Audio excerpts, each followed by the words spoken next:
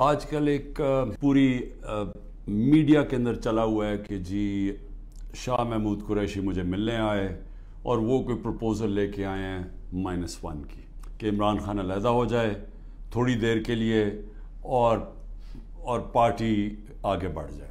پہلے تو شاہ محمود کوئی اس طرح کی پروپوزل نہیں لے کے آئے۔ ایک پولیٹکس میں یہ -1 چلتا ہے، وہ کون سی پولیٹکس ہے؟ اس کو پاور پولیٹکس کہتے ہیں۔ وہ پولیٹکس ہوتی ہے اقتدار کی پولیٹکس۔ وہ پولیٹکس ہے کہ اگر عمران خان پرائم منسٹر بننا چاہے، اچھا جی ابھی اسٹیبلشمنٹ میرے سے ناراض ہے، چلو میں تھوڑا پیچھے ہو جاتا ہوں، پارٹی کو آگے کر دیتا ہوں، کوئی ڈیل کر لیتا ہوں، کوئی سمجھوتا کر لیتا ہوں، اور اس کے بعد پھر آگے جا کے دیکھیں گے کہ ابھی کسی اور کے حوالے کر دوں تو وہ اس کے بعد پھر میری باری آ جائے گی۔ اس کو پاور پولیٹکس کہتے ہیں۔ دوسری پولیٹکس ہے جو میں پولیٹکس کر رہا ہوں 27 سال سے، وہ پولیٹکس ہے جو قائد اعظم کی پولیٹکس تھی۔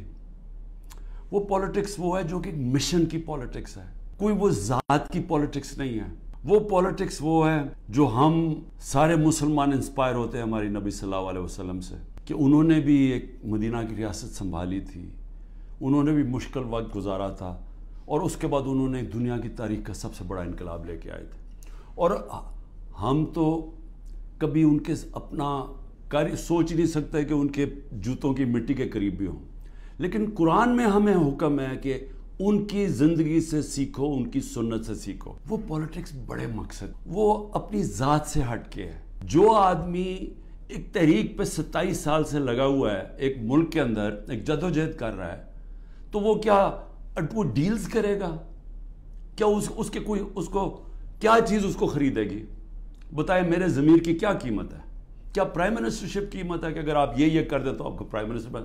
میں تو پرائم منسٹر بن چکا ہوں، اور میں نے جب پرائم منسٹر بنا میں نے ایک بات کہی کہ اگر پھر وہ مجھے 2018 کا موقع ملتا میں سیدھی الیکشن پھر سے کرواتا، کیونکہ جو میں انصاف لانا چاہتا ہوں اور طاقتور کو قانون کے نیچے لانا چاہتا ہوں، وہ آئی تب سکتا ہے جب آپ کے پاس طاقت ہو۔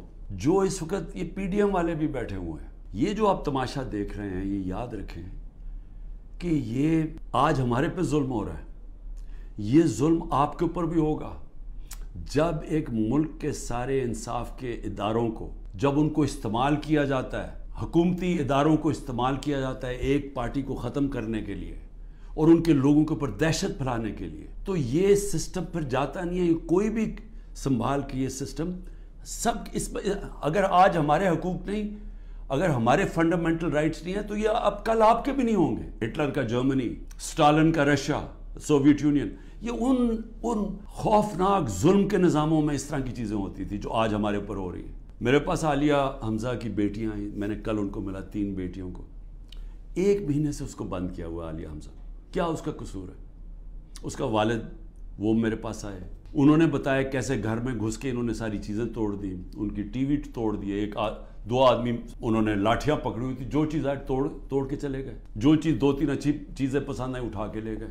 تو یہ کون سے ملک میں ہوتا ہے؟ اس کیسز میں کیونکہ کسی عدالت میں کوئی سزا نہیں ہو سکتی، ملٹری کورٹس سیٹ اپ کیے ہیں، اپروور ڈھونڈے جا رہے ہیں جو کہ جی عمران خان نے ہمیں کہا تھا کہ وہ کور کمانڈر کا گھر جلاؤ، یہ کہیں گے، ان میں سے کوئی اپروور آ جائیں گے، مجھے ملٹری کورٹ میں لے جائیں گے، سزا ہو جائے گی، مجھے کوئی فرق نہیں پڑے گا۔ اس سے بھی زیادہ گھٹیا پان میری بہنوں تک پہنچ گئے ہیں، میری بیوی کے اوپر کیس، ٹرسٹی ہو کے اس کا وارنٹ کا، ایک ٹرسٹی کو 1 پیسہ نہیں مل سکتا، کیونکہ وہ سیرت نبی میں بہت ان کی سٹڈی ہے، وہ انٹرسٹڈ تھی القادر یونیورسٹی، وہ ٹرسٹی ہے، اس کے اوپر وارنٹ نکال دیا۔ ایک بہن کا بیٹے کے اوپر وارنٹ نکالا ہے، اس کا خنسامہ اٹھا کے لے گئے، وہ بیٹا نہیں تھا۔ خنسامہ جب واپس آیا، وہ آئی سی یو میں 2 ہفتے سے پڑا ہوا ہے، آئی سی یو کے اندر خنسامہ، اسے پتہ ہے کیا کیا وہاں جیل کے اندر۔ ایک بہن اس کی بہو کے پاس پہنچ گئے کہ جی آپ کوئی جیو فینسنگ میں آپ کہیں تھی، اس کے پاس پہنچ گئے۔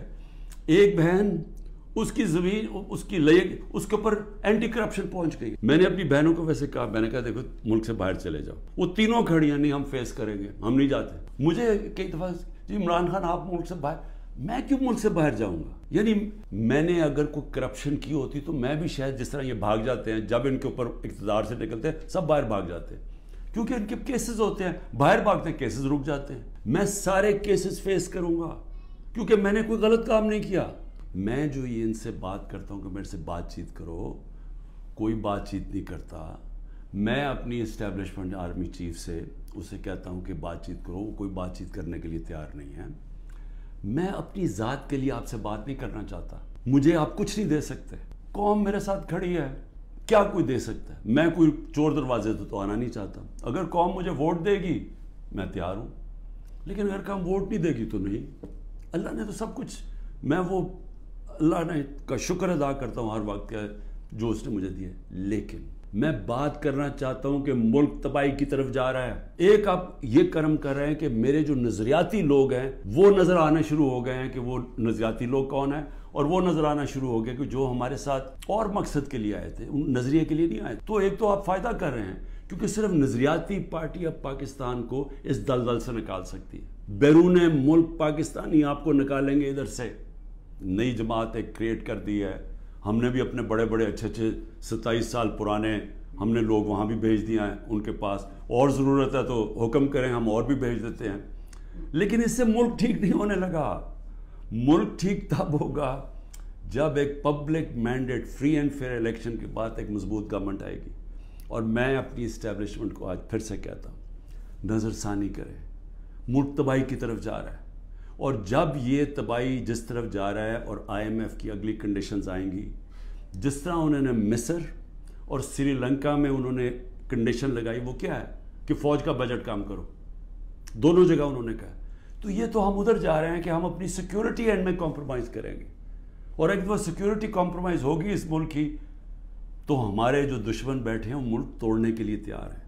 تو میں اس لیے آپ کو کہہ رہا ہوں، مجھے کوئی ریلیف نہیں چاہیے، مجھے کوئی آپ کی مدد نہیں چاہیے. میں کوئی کسی مجھے یہ سمجھے کہ یہ جو سارا کچھ ہو رہا ہے انتقامی کارروائی، مجھے چھوڑے میری بہنیں باہر جانے کے لیے نہیں تیار. وہ تو عورتوں کے اوپر تو کبھی اس ملک میں ایسے نہیں ہوا. لیکن ملک نیچے جا رہا ہے.